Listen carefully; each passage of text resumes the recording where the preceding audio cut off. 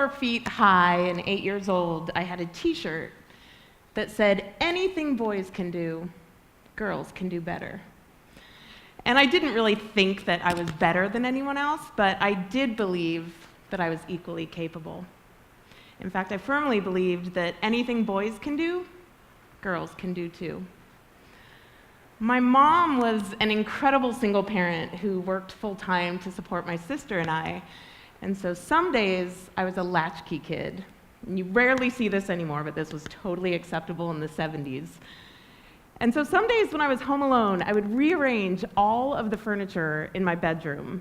And remember, this is before light as a feather IKEA furniture, right? We're talking solid wood furniture with heavy industrial hardware. And my mom would come home and demand to know who came over, who moved your bookcases and your bunk beds. And I would just smile with an obvious air and say, "I did." I was strong and fiercely independent. Many of my friends were boys, and when they would say things like, "You hit like a girl," I would hold my head up and take it as a compliment. In my 20s, I spent my days volunteering and working with survivors of domestic violence and women in recovery from alcohol and other drugs. And I remember some of the words that they would use to describe themselves: fragile, broken, weak. But that wasn't what I saw at all. Beneath their tender exteriors was a strength and resilience that could light up this room. They were starting their young lives over. They were learning coping mechanisms and parenting skills.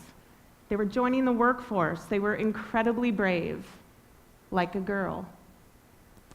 During this time, all of my coworkers were women, all of them, and we would have these weekly staff meetings where we would go around the room and share how we were feeling physically, mentally, and emotionally. And we would talk and listen and laugh and cry like a girl. The social work field is emotional. It's the kind of work that is difficult to leave behind simply because you clock off for the day. And so I turned to solitude. I lived alone down a trail in the middle of the forest in a rustic little cabin, and I spent my weekends backpacking alone with my dog. I cherished the silence that miles of hiking would bring. Days spent without uttering a single word. My friends and family did not love this. They thought it was incredibly dangerous and wild, but I was just being adventurous, like a girl. Well, now I'm in my 40s. I co-own a construction company and a craft distillery. Now, I might not be what you picture when you think of someone in these two fields. Honestly, when you think of someone in the construction industry, what do you picture? I'm guessing that for most people it's something like a rugged man wearing a hard hat and a tool belt. Maybe he's carrying a piece of lumber over his shoulder or using a table saw. And what about when you think of someone in the distilling industry? Perhaps you picture some old moonshiner from the backwoods of North Carolina, like Popcorn Sutton, holding a mason jar of clear liquid and missing a few teeth behind his scraggly gray beard. Look, construction and distilling are not traditional occupations for a woman. So when I would first walk onto the job site or go into the plumbing warehouse for materials, it was almost like the record skipped. You know, like in the old days when a gunslinger would burst through the saloon doors and the music would screech to a halt and everyone would turn to look. But I would just take a deep breath and walk right in, confident, like a girl. I might be rare in these traditionally male-dominated fields, but I am far from alone. Women have been contributing to the success of these industries for hundreds of years. Women were working as laborers and carpenters and craftswomen as early as the 13th century. And women were among the first distillers. They were truly alchemists, growing their own corn and making whiskey that was a highly respected medicine at the time. Today, the spirits industry is full of talented women in the role of bottler, brand ambassador, master distiller, and owner. They lift sacks of grain like a girl. They scrub tanks and polish copper like a girl. And they have a delicate palate like a girl.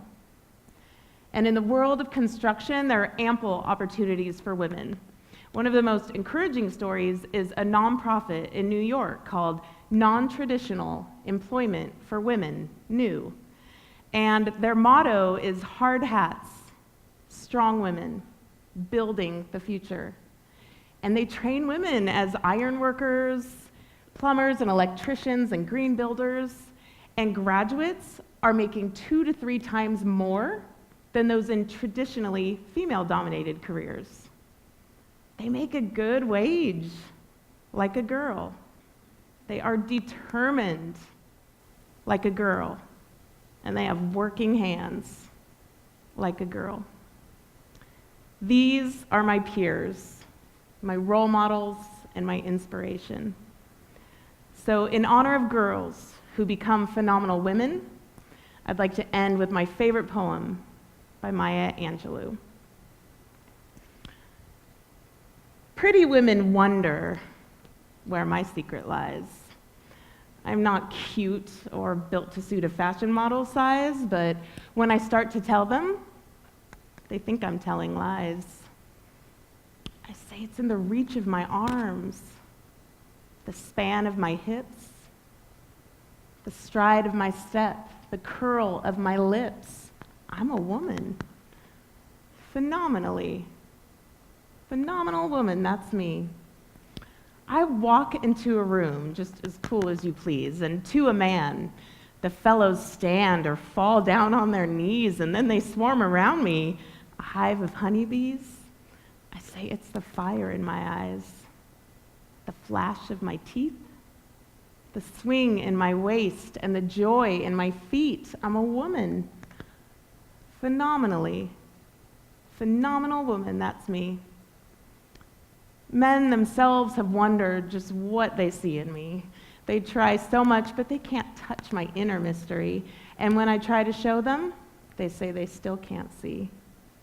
I say it's in the arch of my back, the sun of my smile, the ride of my breasts, the grace of my style. I'm a woman. Phenomenal woman, that's me. So now you understand just why my head's not bowed. I don't shout or jump about or have to talk real loud. And when you see me passing, it ought to make you proud.